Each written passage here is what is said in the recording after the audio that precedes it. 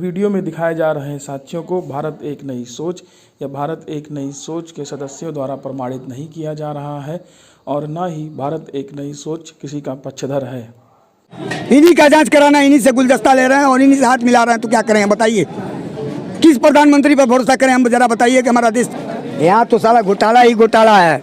अधिकारी मस्त, लूट कर खाने वाला मस्त। ये सतर्कता विभाग, इनको भी मैंने ईमेल दे दिया है। ये है लोकसभा स्पीकर, इनको भी मैंने ईमेल दे दिया है। ये है देश के अच्छे प्रधानमंत्री, 56 इंच सीना रखने वाले इंसान, प्लेटफार्म पर चाय बेच कर गए हैं ना, तो देश चलाएंगे और मैं हरा मर्चा बेचकर नगर पंचायत को बचाऊंगा। तो 2 रेलवे की जमीन जब ये 4 एकड़ लिए तो 6 एकड़ पे इन लोगों ने कब्जा कैसे किया? क्या मैं पूछना चाहता हूँ मुख्यमंत्री योगी आदित्यनाथ जी से कि रेलवे की संपत्ति बिक सकती है? अच्छा सोचिए, 2007 में भ्रष्टाचार के खिलाफ आपने पहली आवाज उठाई, 3 साल में कुछ नहीं हुआ। 307 मुकदमा न्यायालय कुशीनगर में बिचारा चिन्ह चल रहा, अभिषेक पुत्र विजय केतान। ये जिलाधिकारी महोदय के साथ घूम रहे हैं तो मेरी हत्या हो सकती है। ये 307 मुकदमा का चलने वाला पुलिस अधीक्षक के बीच में बैठता है तो कानून व्यवस्था कहाँ है और मेरी हत्या हो सकती है। इस भारत के संविधान में घूस कहाँ लिखा है? देने वाला भी घूस उतना गुनाहगार है जितना लेने वाला घूस है। आज से आप लड़ रहे हैं, भाजपा की सरकार है, भाजपा के नगर पंचायत अध्यक्ष हैं। आज दोषी हम अपने देश के अच्छे प्रधानमंत्री श्री नरेंद्र मोदी जी को मान रहे हैं। तो भ्रष्टाचार मेरे आत्मा में शरीर रहेगा, मेरे बदन में जान रहेगा, तब तक मैं प्रधानमंत्री महोदय से सवाल करता रहूंगा। अगर जब तक वो न्याय नहीं देंगे तो मजबूर होकर मुझे उनको सुप्रीम कोर्ट में लाना पड़ेगा, जिसकी सारी जिम्मेदारी उत्तर प्रदेश के मुख्यमंत्री योगी आदित्यनाथ और प्रधानमंत्री नरेंद्र मोदी जी को। यहाँ देखिए, नहीं देखिए, आप हमारी बात समझिए। पहली बात मेरा यहाँ से सुनिए, नहीं देखिए, अरे देखिए, अरे किस। नमस्कार दोस्तों, मैं पल्लवी राय, आप देख रहे हैं भारत एक नई सोच।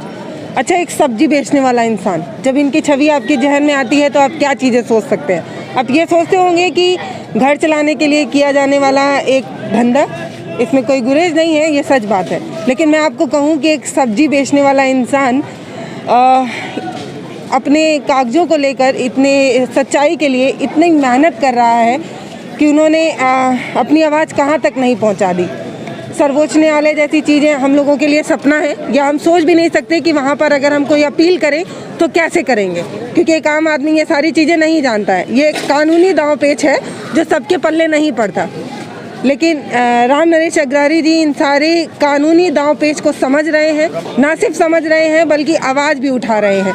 भ्रष्टाचार के खिलाफ इन्होंने बहुत बेहतरीन काम किया है और ये मैं चाहूँगी आप दिखाएं। एक कागज़ों का एक बड़ा सा ढेर ये तैयार करके न्याय मांग रहे हैं। सोचिए, प्रधानमंत्री नरेंद्र मोदी तक इन्होंने अपनी आवाज़ पहुंचाई। जांच एजेंसियों ने बार बार ये कहा कि जांच चल रही है, लेकिन अभी तक कोई सुनवाई नहीं हुई। 2007 से ये लड़ाई लड़ रहे हैं, 2020 आ गया। सोचिए कितनी बड़ी लड़ाई होगी, कितने सालों तक लड़ाई होगी, कितनी मानसिक पीड़ा झेल कर ये यहाँ तक पहुँचे हैं। हम बात करने की कोशिश करेंगे, थोड़ा और समझने की भी कोशिश करेंगे। आपका स्वागत है।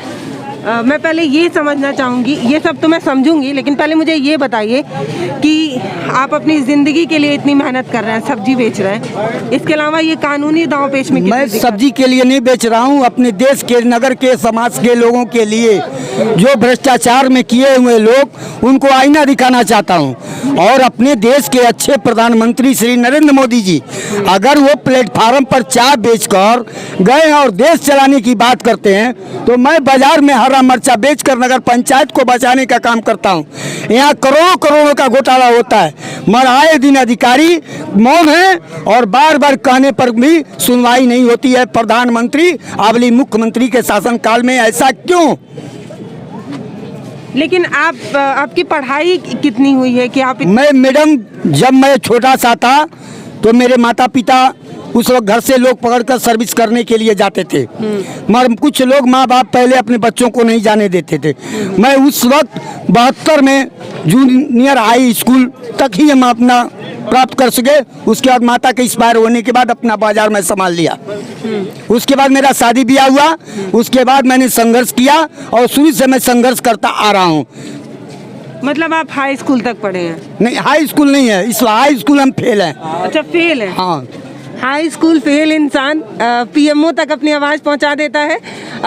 कहीं कई जगह ये भी पता चला है कि आपको राष्ट्रपति द्वारा कुछ हाँ, राष्ट्रपति द्वारा ये प्रधानमंत्री महोदय ने ऐलान किया था कि बेनामी संपत्ति बताने वाले को देश के नाम पर 1 करोड़, विदेश के नाम पर 5 करोड़। तो मैं अपने अच्छे देश के प्रधानमंत्री श्री नरेंद्र मोदी जी से ये पूछना चाहता हूँ कि अगर उन्होंने वादा किया था 2/6/2018 में कि बेनामी संपत्ति अवगत कराने वाले को देश के नाम पर 1 करोड़, विदेश के नाम पर 5 करोड़, तो प्रधानमंत्री महोदय जी बता दें, भाजपा के नगर पंचायत अध्यक्ष विजय केतान की पत्नी श्रीमती सुशीला केतान जी के पास चुनाव लड़ते समय दिनांक 12/6/2012 में मात्र उन्होंने 36,000 रुपया अपना आय दिखाया था।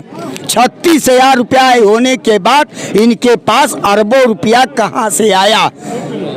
अच्छा, जब पहली आपने लड़ाई लड़ी तो आपने अपने कप्तानगंज के लिए लड़ाई लड़ी? नहीं, कप्तानगंज की लड़ाई ली है, इसलिए तो मैं उस वक्त पहला भ्रष्टाचार आपने कहा? मैंने नगर पंचायत के लिए लड़ा। अच्छा, नगर वहाँ पे क्या घोटाला था? यहाँ नगर पंचायत कप्तानगंज में विकास कामों में घोर घोटाला, जो आप देख रही हैं सामने टाली 3,40,000 रुपए का विकास खंड बना हुआ है, जो पूरे ध्वस्त हो चुके हैं। 2 करोड़ रुपए का बैकुंठ धाम बना है, और जोगी बैकुंठ धाम उनके पिता श्री स्वर्गीय नत्थूलाल केतान जी का नाम लिखा गया। तो मैं पूछ रहा हूँ कि माननीय प्रधानमंत्री आबली मुख्यमंत्री योगी आदित्यनाथ जी, उत्तर प्रदेश सरकार द्वारा धन दिया जाता है और पूर्व नगर पंचायत द्वारा अपने पिता का नाम, अपने ससुर का नाम कैसे लिखवा सकती हैं? मुझे ये बता दिया जाए, किस कानून में लिखा है कि सरकारी धन का दुरुपयोग? पहले समझाइए, मतलब क्या चीज था जिसमें उन्होंने अपने परिवार वालों का नाम लिखवा लिया? वो परिवार वालों का नाम लिखवाया, बैकुंठ धाम स्वर्गीय बना है राम जानकी छोटी गंडक पर। अच्छा, तो 2 करोड़ रुपया उत्तर प्रदेश सरकार में सपा की सरकार थी, पूर्णवासी दियाती द्वारा वो लाया गया, जिसका इन्होंने पार्क बनवाया, बैकुंठ धाम बनवाया, और उस पर बनवाने के बाद अपने पिताजी का नाम लिख लिया, स्वर्गीय श्री नत्थूलाल केतान। अच्छा, मतलब टैक्स के पैसे से जो चीजें बनी उस पे उन्होंने अपने परिवार वालों का नाम? हाँ, अपने परिवार का नाम, जो ये सर गलत है। ठीक है, उस आगे दूसरा आइए, इन्होंने 5 एकड़ जमीन लेकर 13 डिसमिल इन्होंने कब्जा कर लिया। बच्चा भाव की छावनी, जो मैं विधायक के गाड़ी के नीचे कूदा था, अतुल सिंह उर्फ जसवंत सिंह, 2000। इनका क्या मसला था? ये विधायक थे भाजपा के। मैंने इनसे कहा कि मेरा मुद्दा विधानसभा में उठाइए, मैं इनके गाड़ी के नीचे कूदा। इन्होंने आश्वासन दिया कि रामनिशा गढ़ी जी, आपकी मेहनत बर्बाद नहीं जाएगी, मगर भाजपा के होते हुए ये विधायक हैं, आज इस वक्त गौशाला मंत्री भी हैं, इन्होंने मुझे न्याय नहीं दिया 10 साल के अंदर। मेरा सवाल आप नहीं समझ पा रहे राम नरेश जी, मैं ये पूछना चाह रही हूँ कि आप कौन कौन से भ्रष्टाचार के मामले हैं जिनको लेकर ये लड़ाई लड़ रहे हैं? पहला तो आपने बताया कि कप्तानगंज के जिला अध्यक्ष के बारे में आप लड़ रहे हैं। हाँ, उन्होंने मैं बता दे रहा हूँ मैडम, इतना कागज हो चुका है कि आप एक और कौन कौन सा घोटाला आप जो 5 एकड़ जमीन लेकर कौन? विजय केतान जी अपने साले के नाम संतोष कुमार बागला, रीना बागला स्वराज के नाम, और अपनी वाइफ के नाम श्रीमती सुशीला केतान, 5 एकड़ 13 डिसमिल इन्होंने जमीन लेकर लगभग 9 एकड़ पर इन्होंने कब्जा कर लिया, जिसकी मैंने शिकायत की। जांच एजेंसी बैठी, राती रात प्रमोद कुमार उप जिला मजिस्ट्रेट को रात में ट्रांसफर करवा दिया गया, जांच होते ही, जिसकी जांच की कॉपी मैं दिखा रहा हूँ। ये पूरा कागजों का एक ढेर इन्होंने तैयार कर लिया है, लेकिन न्याय नहीं मिल पा रहा। ये रहा प्रमोद कुमार जी, उप जिला मजिस्ट्रेट की छावनी, जांच होते ही उप जिला मजिस्ट्रेट द्वारा रात में इनका ट्रांसफर करा दिया गया। ये पूछना चाहता हूँ, किस कानून में लिखा है कि प्रधानमंत्री और आबली मुख्यमंत्री जी, जहां न्यायालय में मामला विचाराधीन चल रहा है, ये 12 एकड़ 11 डिसमिल सीलिंग की जमीन में 1 एकड़ 23 डिसमिल नगर अध्यक्ष महोदय ने कब्जा कर लिया। जो कप्तान में 12 एकड़ 11 डिसमिल सीलिंग की जमीन दबंगों का कब्जा है, ये आज तक खाली नहीं हुई। मतलब जब वो अपराधी पाए गए, जब तक उनको सजा होती तब तक उनका ट्रांसफर कर दिया गया।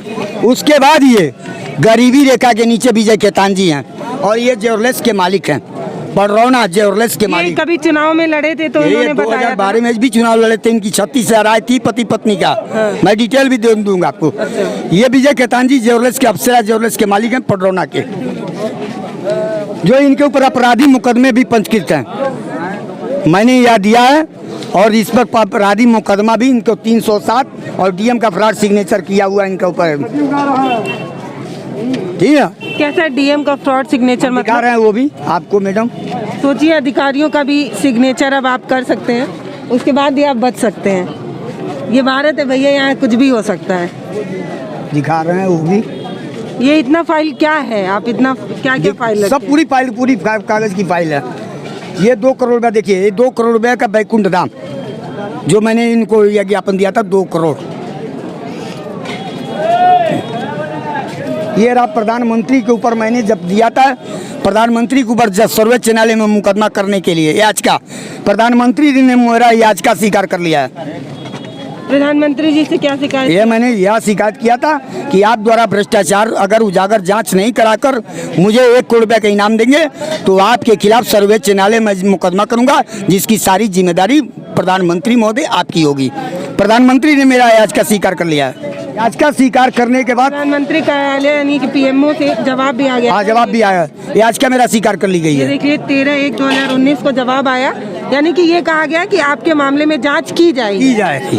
फिर उसके बाद सचिवालय से भी आ गया उत्तर प्रदेश लखनऊ से कि आपकी याचिका स्वीकार कर ली, आपकी कार्रवाई हो रही ये है। 2018 में आया था, देख लीजिए 20/10/2018 20/10/2018 में। उसके बाद ये देखिए मैंने अपर आयुक्त को मिला, अपर कप्तानी में आए थे, उन्होंने कहा कि कार्रवाई होगी। फिर उसके बाद मैंने आत्मदाह किया था, 2010 में कमिश्नर साहब को दिया था। कमिश्नर साहब ने भरोसा दिलाया कि आपको न्याय मिलेगा, आत्मदाह मत कीजिए। मगर फिर 2011 में मैंने आत्मदाह मुझे करना पड़ा। ये राज्य जिलाधिकारी महोदय को देते देते फाइल, इस वक्त राजलिंगम साहब कप्तानी में आगमन हुआ, मैंने उनको फाइल दिया। फिर उसके बाद योगी जी ने ट्विटर पर पढ़ लिया, भ्रष्टाचार के मामले में योगी राज में भाजपा नगर अध्यक्ष की लूट की जांच क्यों नहीं हो रही है। फिर मैंने पीएम प्रोटोकॉल पर दिया। फिर मैंने ये ब्रेकिंग न्यूज मैंने दिया सी न्यूज पर। ये जब गरीबी रेखा के नीचे हैं तो विदेशी मदिरा की डीलर है, 500 करोड़ रुपया लगभग इनके पास हो गया है इस वक्त, अरबों रुपया से ये 500 करोड़ रुपया तक जांच। किसको कह रहे हैं आप? 500 ये विजय खेतान जी के पूरे परिवार। विजय खेतान जी? हाँ, ये रहा मोदी जी का जो चैलेंज में ये 6 मिनट मेरा एनपीटी में न्यूज चल चुका है। ये राजनीत में डर, जान जाने का डर, मुख्यमंत्री उस वक्त बसपा की गवर्नमेंट थी, मुझे सुरक्षा मिला था।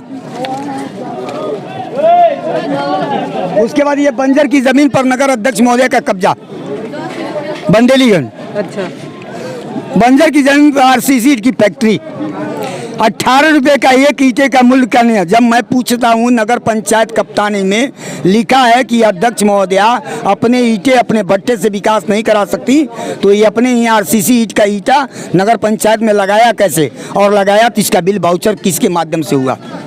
फिर उसके बाद इन्होंने उनके घर का कोई ईंट भट्टी में मालिक वगैरह? अरे वो तो पूरा सर्विस सर्वा मालिक है मैडम। ये उनके जमीन पर ही बंदेलीगंज में है आरसीसी की फैक्ट्री। आप समझ रहे हैं ये क्या कहना चाह रहे हैं? इन्होंने कहा कि जो सरकारी कामकाज हो रहे थे उसमें उन्होंने अपने पूरे टोटल लगाई 1 एकड़ 49 डिसमिल बंदेलीगंज बंजर की जमीन, जो नगर अध्यक्ष महोदया ने 2 बैनामा लिया 36 डिसमिल। जब नगर पंचायत अध्यक्ष पति पत्नी मात्र 36 डिसमिल बैनामा लिए हैं तो लगभग इन्होंने 60-70 डिसमिल पर कब्जा कैसे कर लिया। ये रहा पीएम प्रोटोकॉल। ये है गरीबी रेखा के नीचे अभिषेक खेतान पुत्र विजय खेतान, एमआर जयपुरिया विद्यालय पडरौना के डायरेक्टर हैं। ये जिलाधिकारी महोदय का फ्रॉड सिग्नेचर किए हैं 2003 में विजय खेतान जी, जिसमें पडरौना कोतवाली में जिलाधिकारी महोदय ने मुकदमा पंजीकृत कराया है।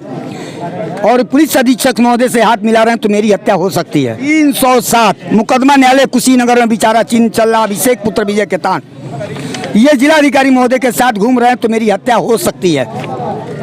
ये 307 मुकदमा का चलने वाला पुलिस अधीक्षक के बीच में बैठता है तो कानून व्यवस्था कहाँ है और मेरी हत्या हो सकती है। ये मेरा प्रोटोकॉल पर एफआईआर की कॉपी, ये रहा एफआईआर की कॉपी, ये रहा महानिर्देशक रिपोर्ट, ये रहा इनके अपराधी मुकदमे विजय खेतान जी के। इनने इतने अपराध नेट पर मौजूद हैं।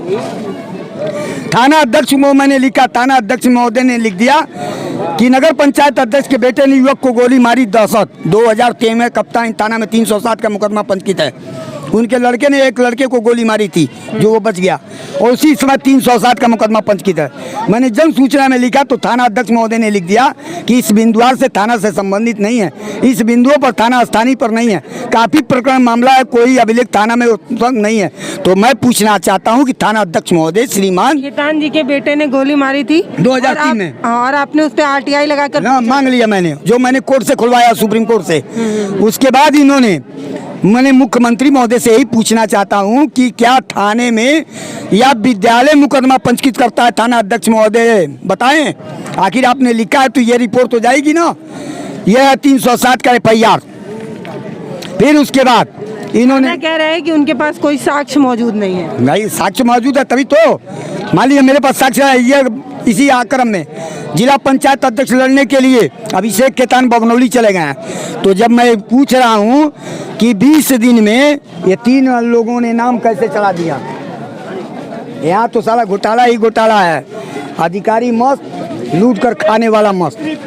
ये देखिए, ये अभिषेक खेतान पुत्र विजय खेतान 307 का मुकदमा है, चल रहा है। उप जिला मजिस्ट्रेट 23 तारीख में आवेदन देते हैं विजय खेतान जी अपने लड़के के लिए।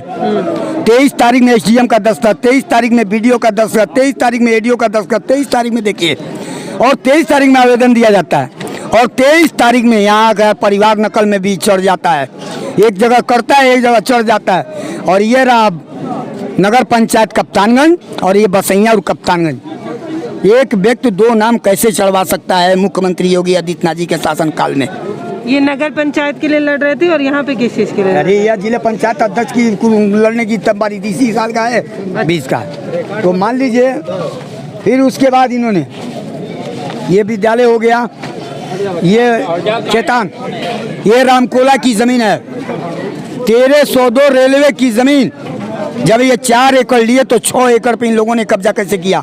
क्या मैं पूछना चाहता हूँ मुख्यमंत्री योगी आदित्यनाथ जी से कि ये रेलवे की संपत्ति बिक सकती है?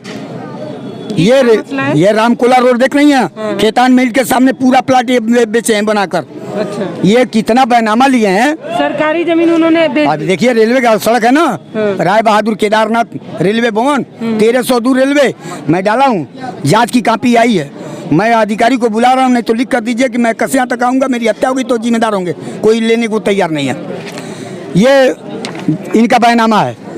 जब ये बैनामा जांच कर लिया जाए कितने लोगों का बैनामा इन्होंने किया, और बैनामा रेलवे की जमीन कैसे हुई, रेलवे की पटरी उखाड़ कर किसके आदेश से गई। फाइलों के बीच में ये जो झोल है वो समझना बहुत मुश्किल। ये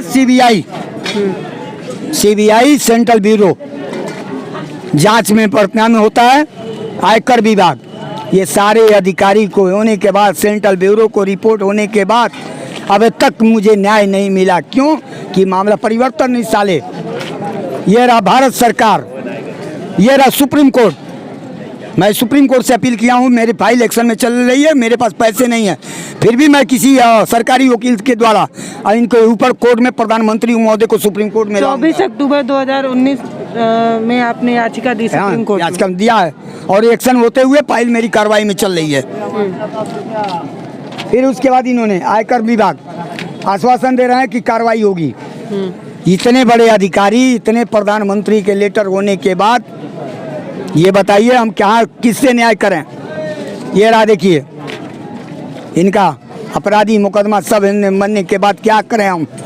मुझे न्याय, मुझे ये बताइए कि इतनी फाइल आपने इकट्ठा की, हाँ हुआ क्या अभी तक? हाँ अब बता रहे हैं। ये रहा देखिए, अब ये रहा ये प्रधानमंत्री का वेरीफाई, यहाँ से लीजिए, इसी में सारे अधिकारी आ जाएंगे। ये प्रधानमंत्री के द्वारा लेटर, सेंट्रल ब्यूरो तत्काल एजेंट कार्रवाई, ये रहा आयकर, ये रहा मेरा लिपा, ये रहे विजय खेतान जी चुनाव लड़ते समय इनकी हैसियत प्रमाण पत्र, ये रहे विजय खेतान जी की धर्म पत्नी। उन्होंने साफ बताया होगा कि उनकी कितनी संपत्ति है। बता रहे हैं, 36,000 दिखा रहे हैं, पूरी डिटेल आपको कॉपी दे देंगे हम। देखिए ये इसमें देखिए ये पूरे डिटेल है, 10,000 दे देंगे भैया, कॉपी आपको दे देंगे, कॉपी घबराइए मत, कॉपी मैं करा कर रखा हूँ। इसमें पूरा बका देखिए, ये सब नील, सब नील, देखिए सारे नील हैं, ये सारे नील हैं, ये भाजपा की देन है। भाजपा कहती है कि हम विकास के नाम पर खरा उतरते हैं। मगर मुख्यमंत्री योगी आदित्यनाथ जी के इतने देने के बाद अभी तक मुझे न्याय नहीं मिला। मैं किस मुख्यमंत्री से अपना गुहार लगाऊं? 29 राज्य के मुख्यमंत्रियों से मैंने अपील किया कि प्रधानमंत्री महोदय को अवगत कराइए। मैं थक गया। तो देखिए, आयकर विभाग, मैं अपना फोटो लगाकर मेरा कार्ड फोटो बदल दिया गया ऑफिस में, मेरा लिफाफा रखा गया, माल अंदर से गायब कर दिया गया। जब मैं विभाग में आया तो अपना फोटो लगाया। ये विजय केतान जी 5 यहाँ कनौडिया इंटर कॉलेज में प्रधानमंत्री महोदय आए थे और 307 के अपराधी से हाथ मिला रहे हैं, तो कानून व्यवस्था कहाँ है? मैंने लिखा है, ये देखिए टोटल ईमेल है। ये है देश के राजनाथ सिंह रक्षा मंत्री, इनको भी मैंने दिया है, इनकी भी कापी है। ये रहा परिवर्तन निशाले, इनको भी मैंने सब ईमेल दे दिया है। ये है सतर्कता विभाग, इनको भी मैंने ईमेल दे दिया है। ये है लोकसभा स्पीकर, इनको भी मैंने ईमेल दे दिया है। ये है देश के अच्छे प्रधानमंत्री, 56 इंच सीना रखने वाले इंसान, प्लेटफार्म पर चाय बेच कर गए हैं ना, तो देश चलाएंगे। और मैं हरा मर्चा बेचकर नगर पंचायत को बचाऊंगा। 5/6/2019 को आपने दिया है। और 3 व्यापारी का सवाल है, प्रधानमंत्री महोदय बताएं कि प्रधानमंत्री महोदय जब कहते हैं कि प्लेटफार्म पर चाय बेचूंगा मगर देश नहीं बेचूंगा, तो मैं बाजार में हरा मर्चा बेचूंगा मगर नगर को बचाऊंगा। और उसके बाद एक हीरा व्यापारी की जांच होगी कि नहीं प्रधानमंत्री महोदय जी, जब वो गरीब आदमी है तो इतनी बड़ी उनके पास आय की संपत्ति आई कहाँ से? सिर्फ पीएम साहब बता दें, मुख्यमंत्री योगी आदित्यनाथ जी बता दें। गलत हो तो तत्काल मुझे FIR करके जेल भेजकर अपने मान और सम्मान की रक्षा करें, नहीं तो अपने पद से इस्तीफा देते हुए अपने मुख्यमंत्री महोदय दे दें और प्रधानमंत्री महोदय इस्तीफा दे दें, तभी इस देश का कल्याण हो सकता है। आपको जेल जाने से डर नहीं? कोई डर नहीं है मुझे। आत्मादाह मैं कर चुका हूँ। 2010 में मैं जेल गया हूँ, जमानत से आया हूँ। ये कानून मंत्रालय, इनको भी मैंने दे दिया। ये देखिए देश के चीफ CBI, इनको भी मैंने दे दिया है। ये रहे वित्त मंत्रालय, इनको भी मैंने दे दिया है। कोई नेता बचे भी हैं कि सबको आपने दे दिया? देखिए प्रधानमंत्री का लेटर भी, कोई भी नहीं। सुषमा स्वराज को भी दिया था, मानो वो ईमेल फाल्ट हो गया, वो नहीं हो पाया। वो नहीं है, नहीं। निर्मला सीतारमण का इन्होंने दिखाया। अच्छा सोचिए, 2007 में भ्रष्टाचार के खिलाफ आपने पहली आवाज उठाई, 3 साल में कुछ नहीं हुआ। नहीं हुआ, कार्रवाई होती है मगर उसे आश्वासन मिलता है। आश्वासन मिलता है। विधायक की गाड़ी के नीचे ये हुआ कि विधानसभा में उठाएंगे। यही विधायक रामानंद बोध जी हुए, उनको फाइल दिए तो वो फाइल गोल कर दिए। यही करने को मिला मुझे आज 14 सालों में। 14 साल में मुझे यही मिला। उप जिला मजिस्ट्रेट कहते हैं आज करेंगे, कल करेंगे, आज करेंगे। मुझे ये बताइए कि आप जो इतनी फाइलें लिए हुए हैं, इतनी फाइलों को कोई सुनने के लिए सिर्फ इसलिए नहीं तैयार है क्योंकि आपके पास एक मोटी रकम नहीं है घूस देने के लिए? नहीं, घूस की बातें नहीं है। हाँ। उनको सुप्रीम कोर्ट खींच के लाएंगे। कैसा घूस? इस भारत के संविधान में घूस कहाँ लिखा है? देने वाला भी घूस उतना गुनाहगार है जितना लेने वाला घूस है। विजिलेंस तो क्या कारण है बताइए? 2007 से आप लड़ रहे हैं। भाजपा की सरकार है, भाजपा के नगर पंचायत अध्यक्ष हैं, तो अपने लोग तो बचाएंगे पीएम साहब ना, दूसरे को मकान ढवाएंगे। भाई क्या बात कर रहे हैं? 14 में आए हैं भाजपा। अरे भाई 2007 की। अरे भाई 2014 में भी तो प्रधानमंत्री को मैंने दिया। अरे मेरी बात आप नहीं समझ। आपकी पहली लड़ाई 2007 में शुरू हुई थी ना? 2007 में शुरू हुई थी। लेकिन आपको 2014 तक न्याय नहीं मिला? नहीं। तब तो भाजपा सरकार नहीं थी। नहीं, तब किसको जिम्मेदार मानते हैं? जिम्मेदार हम किसी को नहीं मान रहे हैं और नहीं कुछ कर रहे हैं। हमारे कहने का मतलब ये है कि कागज के हिसाब से प्रधानमंत्री महोदय, देखिए ये कार्रवाई है मेरी 1 करोड़ रुपये इनाम का। TM लेटर से सारे अधिकारी पाएंगे इसमें। देखिए है ना मेरा लेटर, ये है ना TMO कार्यालय का 1 करोड़ रुपया मैंने खुलता मांगा था, जिसमें सारे कार्रवाई है। देख लीजिए क्यों, कौन सा अधिकारी बचा है जरा बता दीजिए मुझे। आप बता दीजिए। ये रहे आयुष्मान में गरीबी रेखा के नीचे। आप किसको मान रहे हैं? आज दोषी हम अपने देश के अच्छे प्रधानमंत्री श्री नरेंद्र मोदी जी को मान रहे हैं। तो भ्रष्टाचार तो 2007 से ही हो रहा है। अरे 2007 वाले पता नहीं कब। अरे हमारी बात तो सुनिए। हम 2007 से 2021 तक आ गए ना, 14 साल हो गए ना। अयोध्या में प्रभु राम जी को प्रधानमंत्री महोदय जी ने पहुंचा दिया, तो क्या राम ने सगरी को न्याय नहीं दे सकते? नहीं पहुंचाया, कोर्ट ने पहुंचाया है। भाई कोर्ट ने पहुंचाया, फिर भी लक्ष्य उन्हीं का था ना। लक्ष्य तो लक्ष्य हम भी तो पूरी जनता के सामने मर्चा बेच कर मांग रहे हैं। अच्छा मुझे ये बताइए, चलिए रुकिए आप, अच्छा मुझे ये बताइए कि आप कब तक ये लड़ाई लड़ने वाले हैं? जब तक मेरे आत्मा में शरीर रहेगा, मेरे बदन में जान रहेगा, तब तक मैं प्रधानमंत्री महोदय से सवाल करता रहूंगा।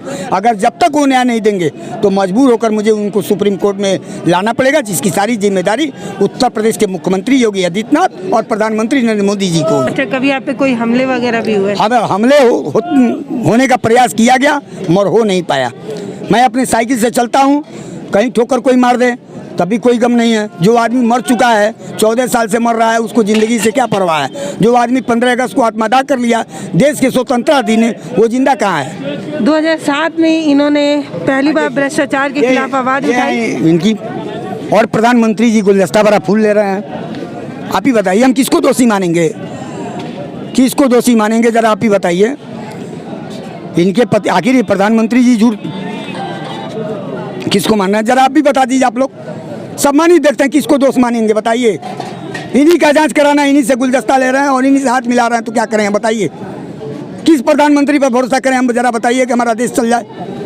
आपको प्रधानमंत्री को दोष लगाना। देखिए राम नरेश जी, सर यहाँ देखिए, नहीं देखिए, आप हमारी बात समझिए। पहली बात मेरा यहाँ से सुनिए, नहीं देखिए, अरे देखिए, अरे किस सम्मानित की बात कर रहे हैं, देखिए ना, किसी के ऊपर अरे नहीं आरोप नहीं लगाएंगे। यहाँ देखिए, एक मिनट, चाचा यहाँ देखिए, एक मिनट रुकिए। ये देखिए, इतना बड़ा आदमी गरीबी रेखा के नीचे आता है। ये रहा आयुष्मान में एक नाम अंकित होता है, प्रधानमंत्री आयुष्मान भारत में है ना, सबको लाभ मिला है। ये गरीबों का लाभ है। 2 पहिया वाहन है तो आपको गाइड नहीं मिल सकता, और इनके पास 500 करोड़ लगभग आय होगा, तो कैसे मिल गया? किस अधिकारी का वेरीफाई है? मैंने तो अवगत कराया पीएम साहब को। 1 करोड़ रुपया प्रधानमंत्री ने घोषणा किया है। ये फैमिली में डिटेल मेरा है, इसका जिम्मेदार अधिकारी होंगे। अगर है हिम्मत तो प्रधानमंत्री सस्पेंड करें अधिकारियों को। मामला जो भी हो, पर सोचिए एक इंसान जो इतने सालों से दर दर भटक रहा है, इनको न्याय तो मिलनी चाहिए। अगर ये गलत बोले हैं तो इनको सजा भी मिलनी चाहिए। लेकिन अगर कोई जांच नहीं होती है तो ये भी एक बहुत बड़ा फेलियर है। लेकिन इनके कागज़ देख के तो समझ में नहीं आता कि एक आम इंसान इतने बड़े बड़े दरवाजे तक कैसे पहुंच पाता है। लेटर वेरी वाइब है, देखिए पीएम द्वारा एजेंट लेटर फाइल है सीबीआई का। मैं गलत आरोप थोड़ी लगाता हूँ, मैं जन सूचना, ये रहा है रामनेश सगरई ना, निर्वाचन आयोग हूँ।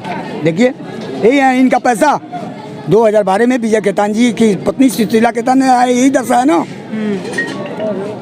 देखिए इन्होंने आरटीआई लगाकर सारी जानकारी निकाल ली है। सोचिए ये तक बता रहे हैं कि जब वो चुनाव लड़े तब उनके पास कितना पैसा था, उसके बाद वो डायमंड का एक बड़ा व्यापार खोल लिए, तो इतने समय के बीच में इतना पैसा आया कहाँ? सवाल यही है। सवाल यहाँ है कि इन्होंने 20-22 जगह इन्होंने ज़मीन कीन लिया, जो आप के माध्यम से मैंने सब अवगत इंतजाम में करा दिया। 12 एकड़ से ऊपर यहाँ होगा, 40 एकड़ लगभग इनका चिलवाने होगा, फिर रामकोला, फिर पडरौना, फिर टेकुआटार, फिर सखवापार, फिर लक्ष्मीगंज, फिर बबनौली। बहुत से ऐसे जगह हैं जो अभी मैं इंतखाब नहीं ले पाया हूँ, मगर फिर भी एम.आर. जयपुरिया विद्यालय पडरौना के डायरेक्टर इनका लड़का, गरीबी रेखा के नीचे। फिर उसके बाद श्रीमती सुशीला केतान विदेशी मदिरा की डीलर है, 15 साल से वो भी दिखा रहा हूँ। सारी सुविधाएं उनको मिल रही हैं उनके पास इतना पैसा होने के बावजूद। अच्छा ये एक सवाल मैं आप सभी लोगों से पूछना चाहती हूँ, क्या आपको नहीं लगता कि आरटीआई एक बहुत बड़ी ताकत है जिसका इन्होंने इस्तेमाल करके सब चीज़ें निकाल ली हैं? इन्होंने ये बताया कि जब वो चुनाव लड़ रहे थे तब उनके पास कितना पैसा था, अभी कितना पैसा है, और किस किस तरीके की वो सुविधाएँ ले रहे हैं।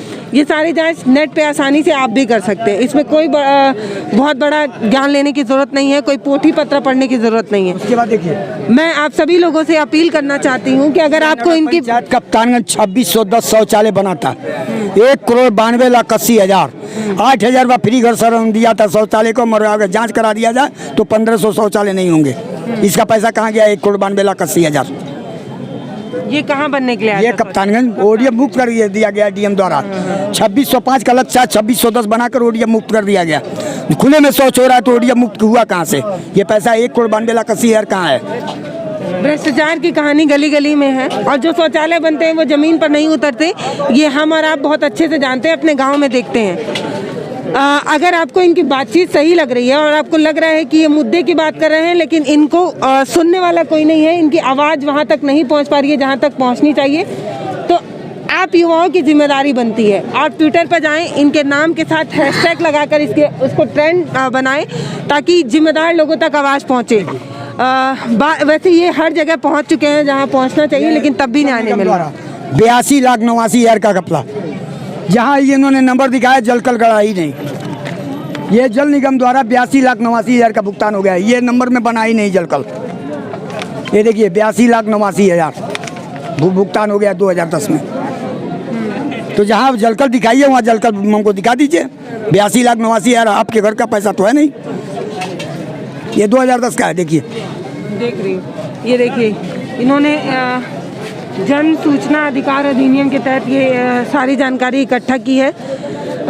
लड़ाई बहुत दिन की है, लड़ बहुत दिन से रहे हैं। अब हम और आप मिलकर ये समझ सकते हैं, अगर आपको इनकी बातचीत सही लग रही है और आपको लग रहा है कि इनकी आवाज़ तमाम लोगों तक पहुंचनी चाहिए, आला अधिकारियों तक पहुंचनी चाहिए, तो ट्विटर पर ट्रेंड चलाइए। यही है देश के अच्छे प्रधानमंत्री का चैलेंज। बेनामी संपत्ति अवगत कराने वाले को देश के नाम पर 1 करोड़, विदेश के नाम पर 5 करोड़। तो मैं यही मांग रहा हूँ जो पीएम साहब ने कहा है। देख लीजिए पीएम साहब का एग्रीमेंट है 2/6/2018 में। तो पीएम साहब को तो 1 करोड़ का इनाम देना चाहिए।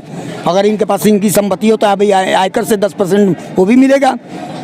वो तो एक सरकारी रसूम है। इनकम टैक्स कहीं भी कहती है कि आपका नाम गोपनीय रखा जाएगा, मगर गोपनीय क्यों रखा जाएगा? जब आपने सगरी खुले मन से, तो खुले मन से मुझे राष्ट्रीय पुरस्कार के साथ दिया जाए, और गलत हो तो मुझे जेल भेज दिया जाए। प्रधानमंत्री नरेंद्र मोदी ने कहा था कि बेनामी संपत्ति के बारे में जो लोग अवगत कराएंगे उनको इनाम दिया जाएगा। उसी इनाम के लिए ये इतनी बड़ी लड़ाई लड़ रहे हैं। हम में से अधिकतर लोग तो शायद आवाज़ भी नहीं उठाएंगे। क्या आप कभी सोच सकते हैं कि आप अपने क्षेत्र के किसी मजबूत नेता के खिलाफ आवाज़ उठा सकते हैं? क्या आप उनके लिए इतनी आरटीआई लगाकर सवाल कर सकते हैं? हम हैं तो लोकतांत्रिक देश में, लेकिन जो हमारा अधिकार है वो हम इस्तेमाल नहीं कर पा रहे हैं। इनके जज्बे को मैं सलाम करती हूँ। मुझे बहुत गर्व फील हो रहा है कि मैं इन तक पहुँची हूँ, और ये एक सच्चे नागरिक हैं जिन्होंने भ्रष्टाचार के खिलाफ आवाज़ उठाई और तमाम गरीबी रेखा के नीचे विदेशी मदिरा की डीलर। देखिए इनके पास सारे डॉक्यूमेंट्स हैं जो इन्होंने बता भी दिया है। मैं आपको यही बता रही हूँ कि इतनी बड़ी लड़ाई जो ये लड़ रहे हैं ना, हम और आप मिलकर भी नहीं लड़ पाएंगे। सोचिए कि आप अपने क्षेत्र के किसी बाहुबली नेता के खिलाफ आवाज़ उठा सकते हैं, वो भी तब जब आपको पता हो कि पीछे कोई सपोर्ट नहीं है। ऐसा हम और आप नहीं कर सकते, क्योंकि हमें पता है कि हमारे पीछे एक परिवार है जिसकी देखरेख भी हमें करनी है। इतनी बड़ी लड़ाई है। अगर आपको इनकी बातचीत सही लगी, आपको लगा कि ये सच में समाज सुधारने का काम कर रहे हैं, तो आप इस वीडियो पे कमेंट में लिखिए, और मैं चाहूँगी कि आप इनकी आवाज़ को और आगे बढ़ाएं ताकि ये जो न्याय चाहते हैं इनको मिले। कम समय नहीं हुआ 2007 से 2021 की लड़ाई। आप क्या चाहते हैं कि ये आवाज़ को न्याय मिलना चाहिए या नहीं? मैं पल्लवी राय, आप देख रहे थे भारत एक नई सोच। धन्यवाद।